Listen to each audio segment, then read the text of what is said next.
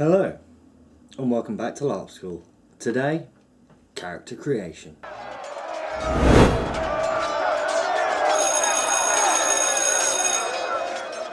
So, welcome back, and today we'll be going through the basics of character creation, mainly what your first character should be when entering a system, and all the normal things that you should try and avoid when creating a new character, as I'll get onto later.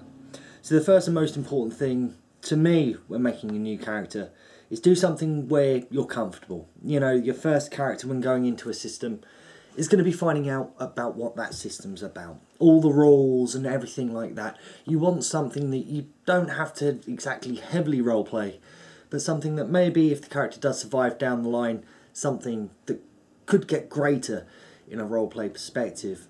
For example, with my first ever LARP character, I played a heavy weapons guy in the Greencloaks system. Now, I've done LARPs before this, but I was being a reenactment character because it was a strange hybrid between reenactment and LARP. Fabulous system. I'll probably talk about it in another video. But my first true pure LARP character was a heavy weapons guy. He was very much based off of the TF2 heavy weapons guy. It was something I knew I could do comfortably well, and the accent just comes quite naturally to me. Don't touch my gun! And also in the system there is the group, well, not the group, but there's a planet called Rossi, which is basically Soviet Russia. Just Mother Russia does us proud. And they're all put on very good Russian accents, to be fair. And so I thought, you know, it's something that's comfortable to me. Heavy weapons sounds like fun. I did make the mistake when going in first time of asking around, saying, you know, I'm new, what role do you need filling? Now, it's all well and good because it shows that you're a team player and, you know, you want to do good for the team, but you do get bogged down. When I was doing the heavy weapons guy, it wasn't nice. Really wasn't. I didn't enjoy that character at all. His name was Arcos Pocio, which eventually was going to lead to something else, but the shit went on, and yeah, it never happened. And I killed my character off in that first event. But yeah, make a character that you want to play. Don't make a character to fit into a role or something that maybe a faction doesn't have. You know, characters can naturally evolve. If at some point in the future you decide, you know, that's a role that you might want to take up and the skills are available to do it, then later on down the line, take that post, you know, take that position. Make your character, you know, not solely based for that, but make your character so, you know, you can naturally evolve into it. Another mistake I did make with my first LARP character as well, I bought way too much stuff. Where it's a sort of half melee, half nerf LARP, I went out and bought pretty much every single nerf gun.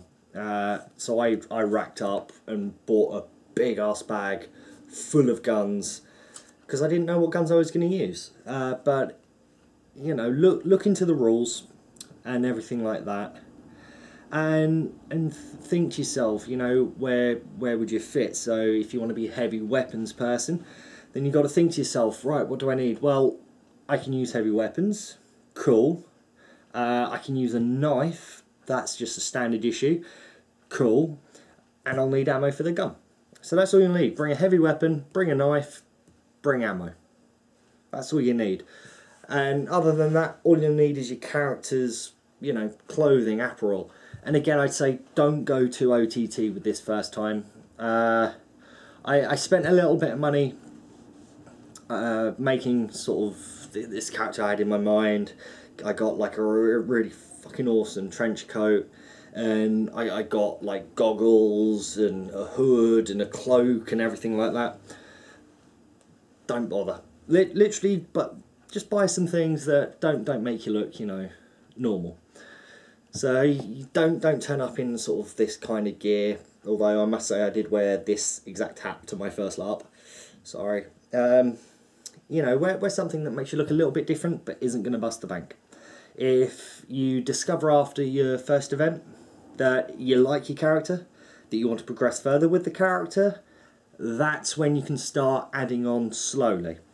I would never say go out straight away and buy everything you need for a new character, because you never know how long that character is going to last. To give you an example, over the last couple of Greencloaks events, there have been 2 players, one on 3rd, one in 4th event, and both of these people had 2 character deaths in the 3 days. So, you know, all well and good, you know, backup characters all the while. Always good to have just something in mind. Again, something I was guilty of not having, not a clue. But don't go out and buy loads of stuff for it. Don't go out and prep so much and put a lot of effort in, because if that character does end up dying, you know, in the space of, I think in one case, literally about 6-7 hours, you're going to be heartbroken. Because you put a lot of time into it, you know, in that space of time you've got the entire history running of this character going through your head. You're thinking about where this character can go, what little perks and stuff it can pick up. And this is where LARP can fall into 2 categories for people. There's the more, not more serious, but the people who take it more to heart. The people who put absolutely everything they've got into absolutely everything they do. And I have a lot of respect for these people. A lot of their characters do go on to live for a long time. I just never want to be around if those characters die, because it's an extension of them. And now you'll hear some people who are into LARP saying, you know, never build a character on yourself, never make it around you. That can make things tricky. It can. It all depends how you handle it. So you got those people who I love and respect. I know a lot of people who are like that. You'll know if you're watching who you are, because I would have told you about how much I respect your characters and you as a person. And then you got people like me who, you know, we put effort in, but we don't give a shit about our characters. You know, I've never been somebody to get attached to a character. The character I've got now, you know, yeah, a lot of time and effort's gone into it. I've made the clothes that I wear. I'm working on armour, on weapons. I may do tutorials on them, maybe. You know, I put a lot of time, I put a lot of effort in, but I know at the end of the day that I'm just making this character to die. It's its only purpose. Even as a faction leader, you know, I don't feel death. As David Jones would say, do you feel death, Jack's butter? But, you know, don't put yourself into a box though. You know, there's a lot of different things in between sort of what I am and, you know, the hardcore people. There are a lot of different subcategories in there. Some people are a good mix of, you know, both, and they take bits from both. Other people are completely off the other end, you know. They don't even put any effort in. They just go in and die, because why not? They're just there to hit things and have a good time, which is also fair enough. Something else I'll say about character creation is, you know, depending on the system, depending, you know, whether it's a grassroots system or maybe something a lot more hardcore, so something that's probably put towards more the veteran LARPers, make a character to fit within what sort of system it is. You know, there are a lot of people who maybe turn up to the more hardcore LARPs, the veteran LARPers and stuff, and they'll make a character that really just doesn't sit right with what the LARP is. And more often than not, you know, you won't live, and it won't even be from monsters. it will be from other players. And I, you know, PvP deaths, I'll get onto in another episode. But yeah, make a character that's right for that LARP. If you're going into a veteran LARP sort of one, by all means, you can have a little bit of silly in there. But if you go in as the bumbling fool who's going to run around sort of slagging everyone off and, you know, slapping people with LARP fish, you're not going to live long. My God, it'll be a glorious existence though. So bear that in mind. If it's a grassroots, you know, I keep referring to Green Cloaks, but Green Cloaks is my primary LARP. It's a LARP system I've seen grow over the last couple of years now, and it's fantastic. But Green Cloaks is very much a grassroots LARP. It's still in development, it's still, you know, building, but it is going somewhere. In the future, I can honestly see that as being a very, very popular LARP, because it's more relaxed than like CP, you know. But so you can go into systems like that with a more comical character. You may still end up getting killed. It depends on your character, but it's not a death sentence, if you know what I mean. A good example of probably all of our favourite comical character is a character named Davidoff. Now, Davidoff is a Rossi who likes planes, and he runs around a lot going "Nee, decka, decka, decka, decka, decka," pretending he's an attack jet. And you know, he always brings a smile to the face. And recently he's also now the barkeep as well. He's got a licensed bar that's at the event, and his character development's been absolutely fantastic from seeing him when he first came in to what he's become now, and he is bloody hysterical to be around. But yeah, you know, I've gone over. Don't fill in a role. You know, go in open-minded. Go in, be as broad as possible, and then you can narrow yourself down after. Don't spend too much money or time on your first character straight away. Where I have seen a lot of first characters get through the first event, but you know, if you want to kill a character off, your first event's always the best time to do it, rather than doing it another time, because you may get bogged down by then. So have fun with it. You know, don't let it be something boring, something you wouldn't enjoy role-playing. It has to be something you enjoy role-playing.